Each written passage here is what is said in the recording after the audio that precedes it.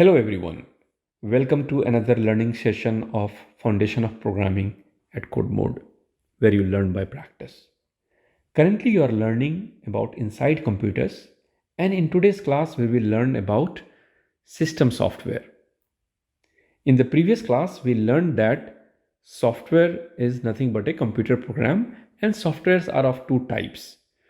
We refer as system software, which is we are going to look into it in detail in this class, and also application software.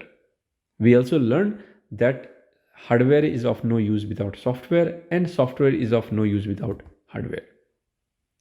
Before I start, don't forget to like this video and follow our channel by subscribing, especially if you are watching it on YouTube.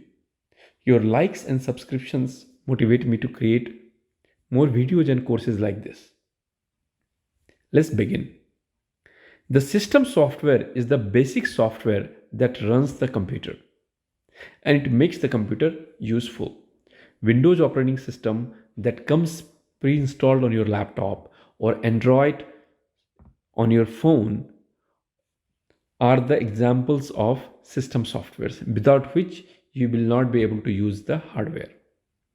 Think of it as a container on which all other software programs run, and that is why you can see in this diagram, the image, that this ship, think of this ship as the system software on which all other programs, all the small programs run on top of it. The ship carries all of this. Now these are the programs. The system software is what is responsible for controlling all your hardware.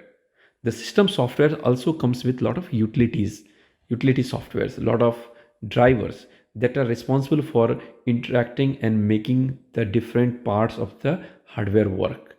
For example, printer, your computer comes with a special software also referred as drivers, which is sitting on top of your operating system and makes the printer work. Now, as I said, it is a container. It is a software that is designed to provide a platform for all other softwares. It serves as a container. Windows operating system or Linux operating system, all these are examples of system software. That's all in this class. If you have any question, feel free to post, and either I or someone else would be happy to answer. Also take time to solve the quiz. It will not only make you practice, but it will also test your knowledge and understanding. I'll see you all in the next class. Happy learning.